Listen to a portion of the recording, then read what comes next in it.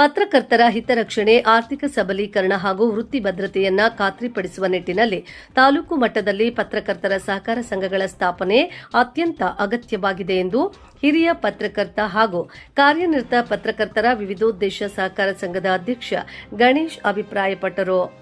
ಪಟ್ಟಣದ ಕಾರ್ಯನಿರತ ಪತ್ರಕರ್ತರ ಸಂಘದ ತಾಲೂಕು ಕಚೇರಿಯಲ್ಲಿ ಮಂಗಳವಾರ ಆಯೋಜಿಸಿದ್ದ ಪತ್ರಕರ್ತರ ಸಹಕಾರ ಸಂಘದ ಸದಸ್ಯತ್ವ ಆಂದೋಲನ ಸಭೆಯನ್ನ ಉದ್ದೇಶಿಸಿ ಮಾತನಾಡಿದ ಅವರು, ಪತ್ರಕರ್ತರು ಸಮಾಜದ 4ನೇ ಅಂಗವಾಗಿ ಕಾರ್ಯನಿರ್ವಹಿಸುತ್ತಿದ್ದು, ಅವರ ಕಲ್ಯಾಣ ಮತ್ತು ಆರ್ಥಿಕ ಭದ್ರತೆಗಾಗಿ ಸಂಘಟಿತ ಪ್ರಯತ್ನಗಳು ಅವಶ್ಯಕವಾಗಿವೆ ಎಂದರು. ಪತ್ರಕರ್ತರನ್ನು ಒಂದೇ ವೇದಿಕೆಯಡಿ ಸಂಘಟಿಸಿ ಸಹಕಾರ ಸಂಘವನ್ನು ಬಲಪಡಿಸುವುದರಿಂದ ಸದಸ್ಯರಿಗೆ ವಿವಿಧ ಆರ್ಥಿಕ ನೆರವು, ಉಳಿತಾಯ ಯೋಜನೆಗಳು ಹಾಗೂ ಕಲ್ಯಾಣ ಕಾರ್ಯಕ್ರಮಗಳನ್ನು ಪರಿಣಾಮಕಾರಿಯಾಗಿ ತಲುಪಿಸಲು ಸಾಧ್ಯವಾಗುತ್ತದೆ ಎಂದು ತಿಳಿಸಿದರು. ಹಿಂದೆ ಕೂಡ ಸುಮಾರು ಜನ ಪ್ರಯತ್ನ ಪಟ್ಟಿದ್ರು. ಪತ್ರಕರ್ತರ ಸಹಕಾರ ಸಂಘವನ್ನು ಮಾಡಬೇಕು ಅಂದ್ಬಿಟ್ಟಿದ್ದಾರೆ, ಯಾಕೆ ಆಗಿರಲಿಲ್ಲ. ಕೋಲಾರ, ಚಿಕ್ಕಬಳ್ಳಾಪುರ ಎರಡು ಒಂದು ಒಟ್ಟಿಗೆ ಜಿಲ್ಲೆ ಇತ್ತು.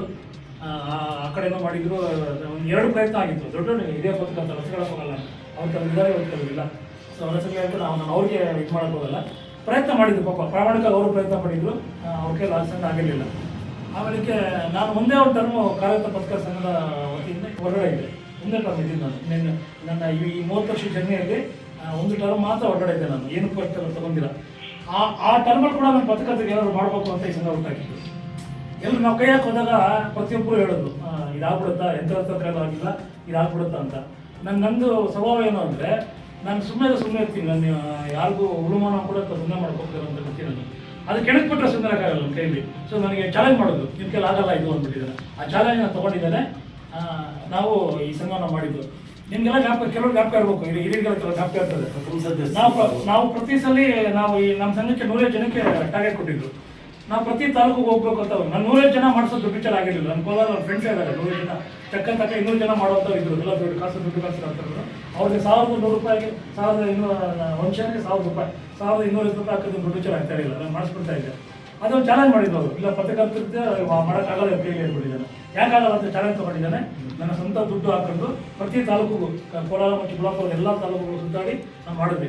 ನಿಮ್ಮ ತಾಲೂಕಿಗೂ ಬರೋ ಟೈಮಲ್ಲಿ ನಾವು ಇನ್ನೂ ಕೋಲಾರ ಬಿಡೋಕೆ ರೆಡಿ ಇಲ್ಲ. ಅವ್ರು ಕೋಲಾರದಿಂದ ಕೆಲವು ಬರ್ತಾ ಇತ್ತು. ಅವ್ರು ಬರ್ತಾ ಇದ್ದಾರೆ,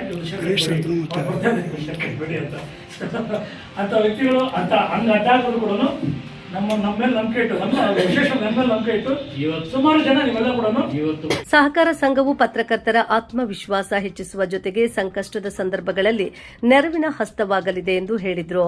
ಇದೇ ಸಂದರ್ಭದಲ್ಲಿ ಕೋಲಾರ ಜಿಲ್ಲಾ ಕಾರ್ಯನಿರತ ಪತ್ರಕರ್ತರ ಸಂಘದ ಖಜಾಂಚಿ ರಾಜೇಂದ್ರ ಸಿಂಹ ಮಾತನಾಡಿ, ಜಿಲ್ಲೆಯಾದ್ಯಂತ ಸದಸ್ಯತ್ವ ಆಂದೋಲನ ಆರಂಭಿಸಲಾಗಿದ್ದು, ಪತ್ರಕರ್ತರು ಹಾಗೂ ಅವರ ಕುಟುಂಬದ ಸದಸ್ಯರು ಹೆಚ್ಚಿನ ಸಂಖ್ಯೆಯಲ್ಲಿ ಸದಸ್ಯತ್ವ ಪಡೆದು ಸಂಘದ ಸೌಲಭ್ಯಗಳನ್ನು ಸದುಪಯೋಗಪಡಿಸಿಕೊಳ್ಳಬೇಕು ಎಂದು ಮನವಿ ಮಾಡಿದ್ರು.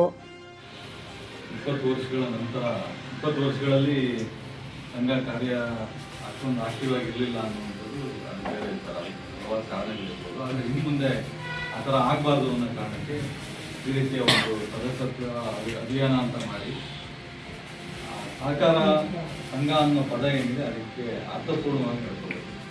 ಪತ್ರಕರ್ತರಿಗೆ ಇವತ್ತು ಸಾಕಷ್ಟು ಸಮಸ್ಯೆಗಳಿರ್ತವೆ.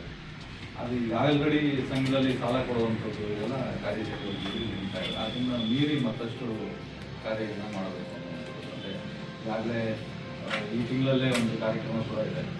ಶಾಲಾ ಮಕ್ಕಳಿಗೆ ನಮ್ಮ ಸಂಘದಿಂದ ನೋಟ್ ಪುಸ್ತಕ ಕೊಡೋದು, ಬ್ಯಾಗ್ ಕೊಡೋದು, ಮತ್ತು ಅವ್ರಿಗೆ ಬಟ್ಟೆ ಶೂ ಎಲ್ಲ ಕೊಡೋದು. ಸೊಸೈಟಿನಲ್ಲೂ ನಾವೊಂದಷ್ಟು ಉಳಿಸ್ಕೋಬೇಕು, ಒಂದಷ್ಟು ಸಹಾಯ ನಮ್ಮ ಕೈಲಾಗಿ ಸಹಾಯ ಮಾಡಬೇಕು ಅನ್ನೋದು. ಪತ್ರಕರ್ತರ ಮಕ್ಕಳಿಗೆ ಮತ್ತು ಒಂದು 4-5 ಆಯ್ದ ಶಾಲೆಗಳಿರ್ತವೆ, ಆ ಶಾಲಾ ಮಕ್ಕಳಿಗೆ ಕೊಡಬೇಕು ಅನ್ನುವಂಥ ಒಂದು ಕಾರ್ಯಕ್ರಮ. ಸಹಕಾರ ಸಂಘದೊಂದು ಪ್ರತ್ಯೇಕ ಒಂದು ಕಟ್ಟಡ ಮಾಡಬೇಕು ಅನ್ನೋ ನಿಟ್ಟಿನಲ್ಲಿ ಅದೊಂದು ಕೆಲಸ ನಡೀತಾ ಇದೆ.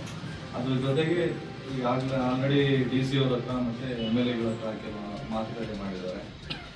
ಆಶ್ರಯ ಕಮಿಟಿ ಅಡಿನಲ್ಲಿ ಒಂದಷ್ಟು ಸೈಟ್ಗಳನ್ನ ಅದನ್ನು ತಾಲೂಕು ವೈಸು ಮತ್ತು ಜಿಲ್ಲಾವಾರು ಮಾಡಬೇಕು ಅನ್ನೋ ಪ್ರಯತ್ನ ಮಾಡಿದ್ದೀವಿ. ಹಾಗಾಗಿ 10 ಯೋಜನೆಗಳನ್ನ ಇಟ್ಕೊಂಡು ಮತ್ತೆ 20 ವರ್ಷಗಳ ನಂತರ ತುಂಬ ಆಕ್ಟಿವ್ ಆಗಿ ಗಣೇಶನ ಅವರ ಮುಂದಾಳತ್ವದಲ್ಲಿ ಮಾಡ್ತಾ ಇದ್ದೀವಿ. ಹಾಗಾಗಿ ಎಲ್ಲರೂ ಒಂದಷ್ಟು ಜನ ಹೆಚ್ಚಾಗಿ ಆಲ್ರೆಡಿ ಇರೋವಂಥವ್ರು ಯಾರಾದರೂ ಮೆಂಬರ್ಶಿಪ್ ಇತ್ತು ಅಂದರೆ ನಿಮ್ಮ ಮನೆಯವ್ರದ್ದು ಒಂದು ಅರ್ಜಿ ಕೊಟ್ಟು ಮನೆಯವರು ಹೆಚ್ಚಿನ ಜನ ಮೆಂಬರ್ಶಿಪ್ ಮಾಡಿಸ್ಕೊಂಡು ಹೆಚ್ಚಿನ ಸವಲತ್ತುಗಳನ್ನ ಎಲ್ಲರೂ ಸಿಗೋ ರೀತಿಯಲ್ಲಿ ಪಡಿಬೋದು.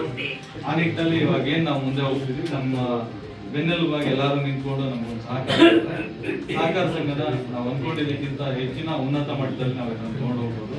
ಸಭೆಯಲ್ಲಿ ಪತ್ರಕರ್ತರಿಗಾಗಿ ವಿವಿಧ ಕಲ್ಯಾಣ ಯೋಜನೆಗಳ ಅನುಷ್ಠಾನ, ಸಹಕಾರ ಸಂಘಕ್ಕೆ ಸ್ವಂತ ಕಟ್ಟಡ ನಿರ್ಮಾಣ, ಪತ್ರಕರ್ತರಿಗೆ ನಿವೇಶನ ಕಲ್ಪಿಸುವ ಯೋಜನೆ ಸೇರಿದಂತೆ ಹಲವಾರು ಮಹತ್ವದ ವಿಷಯಗಳ ಕುರಿತು ಚರ್ಚೆ ನಡೆಯಿತು. ಪತ್ರಕರ್ತರ ವೃತ್ತಿ, ಅಭಿವೃದ್ಧಿ ಮತ್ತು ಸಾಮಾಜಿಕ ಭದ್ರತೆಗಾಗಿ ಕೈಗೊಳ್ಳಬೇಕಾದ ಕ್ರಮಗಳ ಕುರಿತು ಸದಸ್ಯರು ತಮ್ಮ ಅಭಿಪ್ರಾಯಗಳನ್ನು ಹಂಚಿಕೊಂಡರು. ಕಾರ್ಯಕ್ರಮದಲ್ಲಿ ತಾಲೂಕಿನ ವಿವಿಧ ಭಾಗಗಳಿಂದ ಆಗಮಿಸಿದ ಪತ್ರಕರ್ತರು ಭಾಗವಹಿಸಿ ಸದಸ್ಯತ್ವ ನೋಂದಣಿ ಮಾಡಿಸಿಕೊಂಡರು. ಸಭೆಯು ಪತ್ರಕರ್ತರ ಸಂಘಟನೆ ಮತ್ತು ಸಹಕಾರ ಚಟುವಟಿಕೆಗಳಿಗೆ ಹೊಸ ಚೈತನ್ಯ ತುಂಬುವಂತಾಯಿತು.